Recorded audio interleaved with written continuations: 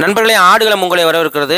இது வரைக்கும் ஆடுகளத்தில் சமூக வலைதளத்தில் நம்ம குட்டி விற்பனை இருக்குன்னு ஒரு நாள் கூட நம்ம போட்டது கிடையாது. அப்படி இருந்தும் ஒவ்வொரு வாரமும் நம்ம எவ்வளோ குட்டி பிடிச்சிட்டு வந்தாலும் குட்டி அப்படியே மொத்தமாக தூக்கிட்டு போகிறாங்க. போன வாரம் நம்ம 281 குட்டி கொடுத்துருந்தோம்.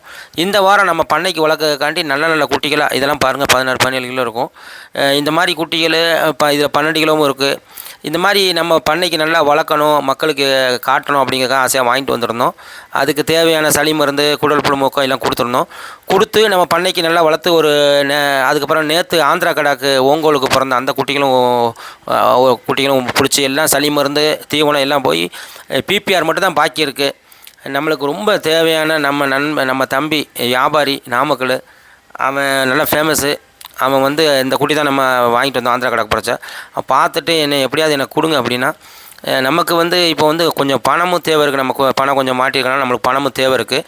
அதனால் தம்பி ஆசையாக கேட்டான். சரி, நம்மளுக்கும் பணம் தேவை இருக்குது. ஏன்னா போன வாரம் நிறைய பேர் கேட்டாங்க, நம்ம கொடுக்கல, வேறு வழி இல்லாமல் கொடுத்தோம். நம்ம சளிமந்து என்ட்ரோடாஸ் 2 நாள் கொடுத்தோம்.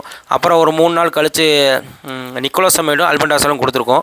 இந்த நிக்கோலோசமைடு நம்ம ஃபஸ்ட்டு ரெக்கமெண்ட் பண்ண மாட்டோம். ஏன்னா அது ஹிந்துஸ்தான் 10-15 கிலோ இருக்கக்கூடியதே 10 ml கொடுக்க சொல்லுவாங்க. ஹிந்துஸ்தானில் 10 ml நிக்கோலோசமைடு கொடுக்கக்கூடாது.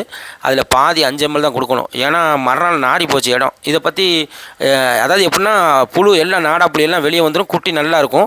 இது நான் இன்னொரு வீடியோவில் சொல்கிறேன். இது நம்ம மொத்தமாக ஒரு 85 குட்டியில் ஒரு குட்டி கால் நோண்டுறனால அதை மட்டும் கழிச்சிட்டு ஒரு 84 குட்டி. அது போக இந்த குட்டி எல்லாமே டாப் ப்ரீடுன்னு சொல்ல முடியாது. ஆனால் 5 கிலோ தாராளமாக ஏறும். எல்லாமே ஒரு 15 நாள் நம்மகிட்ட ஒரு 7, 8, 10 மூடை சாப்பிட்டது தான். இது அந்த நம்ம ஆந்திரா கடா 40 குட்டி. இது ஒரு சராசரியாக 12 கிலோ தரத்தில் தான் இருக்கும். ஆனால் குட்டி நல்ல தெளிவான குட்டி, எவ்வளோ போட்டாலும் சாப்பிட்ரும். அதுதான் மற்ற குட்டிகளுக்கும் இந்த குட்டிகளுக்கும் வித்தியாசம். நம்ம கிட்டத்தட்ட ஒரு 84 ஒரு 124 குட்டி நம்ம கரூர் வியாபாரம் நம்ம தம்பிக்கு தான் அனுப்பணும்.